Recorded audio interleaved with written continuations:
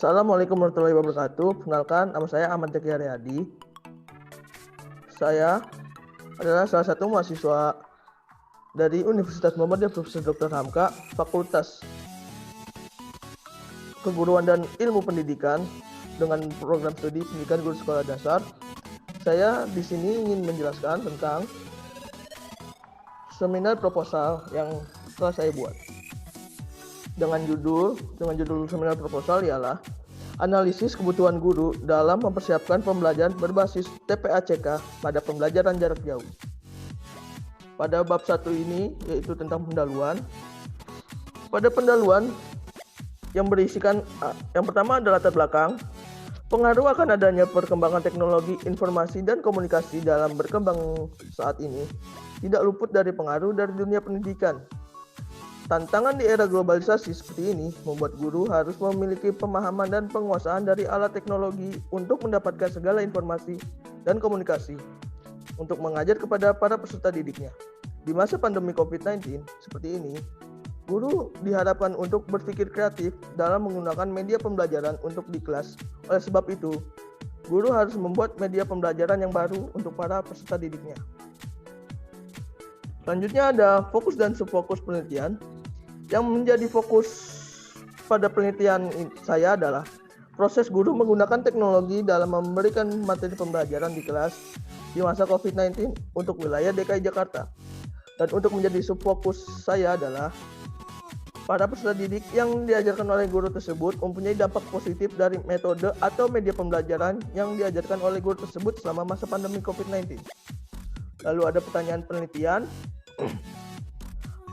yaitu bagaimana guru mempersiapkan media pembelajaran yang baru pada bahan ajar pada saat pembelajaran jarak jauh, dan adapun tujuan penelitiannya. Penelitian ini memiliki tujuan untuk menciptakan media pembelajaran dengan berbasis teknologi yang berintegrasi dengan pembelajaran yang akan disampaikan oleh guru tersebut selama pembelajaran jarak jauh. Adapun manfaat dari penelitian ini, guru harus menciptakan suasana gaya belajar yang baru pada masa pembelajaran jarak jauh. Guru harus menciptakan media pembelajaran yang baru dengan menggunakan alat teknologi, misal pembuatan video animasi dan sebagainya. Lalu pada bab 2 ini menjelaskan tentang kajian teori. Pada kajian teori yang pertama ada TPA-CK, Technological, Pedagogical, dan Content Knowledge. Schulman pada tahun 2007 mengemukakan istilah Pedagogical Content Knowledge atau PCK merupakan gabungan dari kata Pedagogical Knowledge dan Content Knowledge. Diperlukan untuk membimbing siswa. Lalu, menurut Schulman pada 2007, Pedagogical Content Knowledge atau PCK dari individu pengajar sangat penting untuk membuat pengkajian yang berguna untuk para peserta didiknya. Terdapat dua faktor yang besar untuk membangun pedagogical content knowledge atau PCK, yaitu content knowledge dan pedagogical knowledge. Lalu menurut Schulman pada tahun 2007, content knowledge mencakup pendidikan konsep, teori gagasan, bagan berpikir, metode validasi, dan fakta.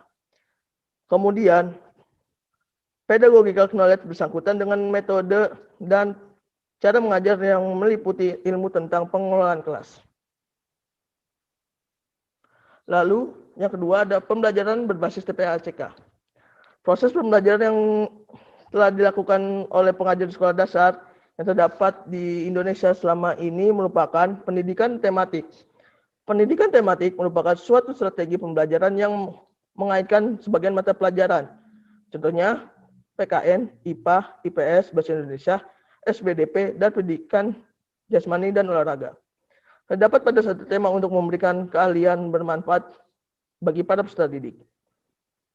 Tujuan akan adanya keahlian bermanfaat adalah peserta didik mengartikan rancangan yang telah mereka pelajari melewati pengetahuan secara terus-menerus dan mengaitkannya dengan rancangan lain yang telah mereka mengerti mata pelajaran. Selanjutnya ada pada mata pelajaran IPA merupakan suatu mata pelajaran yang berbentuk atas banyak konsep. Sehingga meskipun dibelajarkan secara tematik, para pengajar harus memahami rancangan bahan ajar yang dapat yang terdapat dalam mata pelajaran IPA tanpa adanya hambatan TPACK pada pengajar sekolah dasar yang terdapat di Indonesia. Dengan mengarahkan mata pelajaran IPA di periode ke-21 ini perlu diketahui karena TPACK dapat menolong untuk memutuskan dampak berdasarkan sebentuk campur tangan, rencana peningkatan pengalaman alias untuk mengkhususkan selaku perspektif. Berdasarkan pertumbuhan keterampilan seorang pengajar, hal ini membuktikan maka dari itu TPACK membentuk kewajiban yang bermakna yang dapat dipakai sebagai referensi membenahi mutu pendidikan. Lalu yang B, ada penelitian yang relevan. Menurut Subekti pada tahun 2017, penyebab utama dari persoalan dalam pembelajaran jarak jauh disebabkan oleh kurangnya pengajar dalam memahami rancangan seperti apa pembelajaran jarak jauh.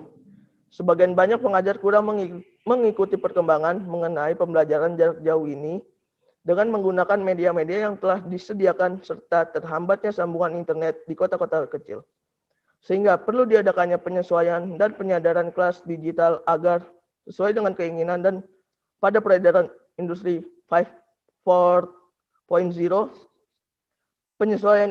penyesuaian dan penyadaran juga bermaksud agar siswa mampu memiliki pengetahuan mengenai peredaran industri 5.0 yang sudah mempergunakan sepenuhnya kelas digital yang merupakan lanjutan dari peredaran industri 4.0. Hal ini disebabkan pada transformasi dunia memasuki peredaran industri 4.0 di mana teknologi sebagai tiang dan aktivitas seorang. Selanjutnya pada bab 3 tentang metodologi penelitiannya. Pada bab 3 ini berisi tentang metode penelitian yang akan digunakan oleh peneliti. Metode penelitian pada dasarnya secara ilmiah untuk mendapatkan data dengan tujuan dan fungsi tertentu. Pada bagian ini terdapat bagian yang terdiri dari alur penelitian, tempat dan waktu penelitian, latar penelitian, metode dan prosedur penelitian, peran peneliti, data dan sumber data, teknik dan prosedur pengumpulan data, teknis analisis data, dan pemeriksaan dalam keabsahan data. Yang pertama ada alur penelitian. Penelitian ini merupakan penelitian kualitatif yang menggunakan metode studi kasus atau case study. Lalu ada tempat dan waktu penelitian. Penelitian tentang analisis kebutuhan guru ini dilakukan pada Sekolah Dasar Negeri Cipinang Besar Utara 04 Petang. Kegiatan ini dimulai sejak disahkannya proposal penelitian pada bulan Desember tahun 2020 sampai dengan Januari 2021. Selanjutnya ada latar penelitian. Latar penelitian ini dapat dinyatakan dengan situasi sosial penelitian yang diinginkan diketahui mengenai apa yang terjadi dalamnya. Pada penelitian ini, peneliti dapat mengamati secara mendalam mengenai aktivitas-aktivitas pada guru dan peserta didiknya dalam penggunaan kemampuan TPACK di masa pandemi. Objek dari penelitian ini adalah para pengajar yang mampu dan tidak mampu menguasai penguasaan teknologi di SDN Cipinang Besar Utara 04 Petang. Adapun metode dan prosedur penelitian, yang pertama ada di tahap persiapan, peneliti meminta izin sekaligus diskusi dengan pihak sekolah. Selanjutnya melakukan penelitian pendahuluan. Selanjutnya melakukan analisis. Selanjutnya pembuatan angket atau pedoman wawancara. Yang kedua ada tahap pelaksanaan. Pada tahap pelaksanaan, setelah mendapatkan izin dari kepala sekolah, peneliti segera melakukan penelitian. Yang diantaranya mewawancarai guru yang bersangkutan, mewawancarai kepala sekolah, lalu melakukan dokumentasi. Yang terakhir, mengelola hasil wawancara atau analisis data. Yang terakhir ada tahap akhir, yaitu pengolahan data hasil penelitian, analisis dan pembahasan data penelitian. Terakhir, pembuatan laporan dan kesimpulan. Yang kelima ada peran peneliti. Peran peneliti dalam penelitian kualitatif ini adalah sebagai perencana pengumpulan data, penganalisis hingga akhirnya menjadi pencetus dalam penelitian.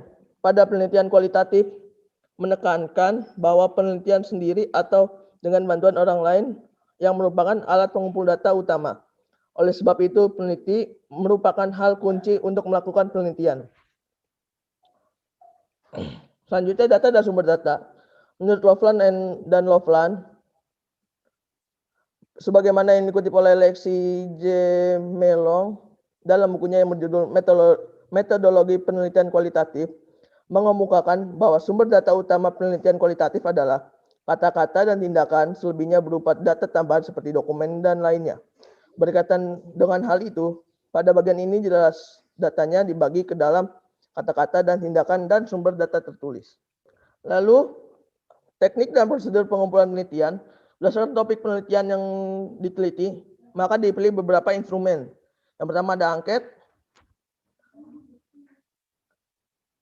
Angket merupakan sejumlah pertanyaan atau pernyataan yang harus dijawab oleh seorang responden.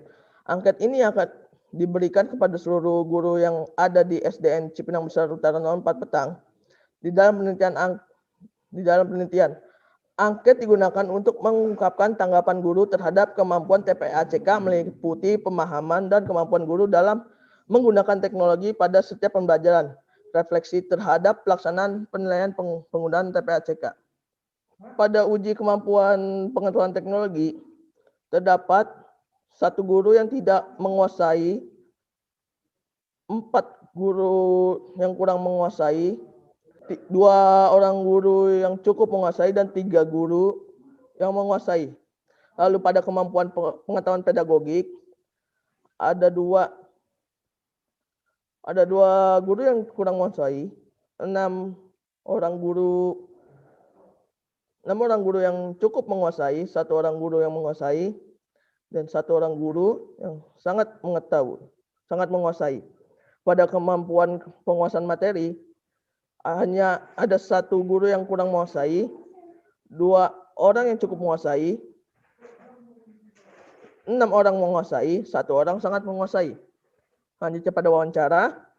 Wawancara adalah teknik pengumpulan data apabila seorang peneliti ingin melakukan studi pendahuluan untuk menemukan permasalahan yang harus diteliti. Tetapi juga apabila peneliti ingin mengetahui hal-hal dari responden yang lebih mendalam. Aspek wawancara yang terkait dalam hal ini adalah mengenai terdapat masalah apa yang membuat guru tersebut tidak dapat menguasai salah satu aspek tersebut. Selanjutnya ada teknik analisis data. Penelitian ini adalah penelitian deskriptif dengan lebih bersifat banyak uraian dan hasil wawancara, angket, dan dokumentasi. Data yang telah diperoleh akan dianalisis secara kualitatif serta diuraikan ke dalam bentuk deskriptif. Teknis analisis data yang digunakan dalam penelitian ini adalah yang pertama ada pengumpulan data atau data collection. Pengumpulan data merupakan bagian integral dari kegiatan analisis sebuah data. Selanjutnya ada reduksi data. Reduksi data dapat diartikan sebagai proses pemilihan, pemusatan perhatian pada penyederhanaan dan transformasi data kasar yang muncul dari catatan tertulis di lapangan. Selanjutnya ada display data.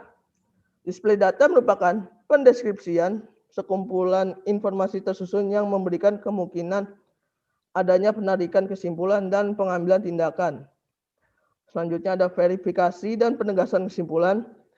Hal ini merupakan kegiatan akhir dari analisis data, yaitu penarikan kesimpulan berupa kegiatan interpretasi, yaitu menemukan makna data yang telah disajikan. Yang terakhir ada pemeriksaan keabsahan data. Keabsahan data dalam penelitian ini ditentukan dengan menggunakan kriteria kredibilitas dalam mendapatkan data yang relevan. Maka peneliti akan melakukan pengecekan keabsahan data hasil penelitian dengan cara 1. Perpanjangan pengamatan. Perpanjangan pengamatan oleh peneliti akan memungkinkan peningkatan derajat kepercayaan yang dikumpulkan. Dengan perpanjangan pengamatan ini penelitian akan mengecek kembali apakah data yang telah diberikan selama ini telah dicek kembali pada sumber data asli atau sumber data lain ternyata tidak benar.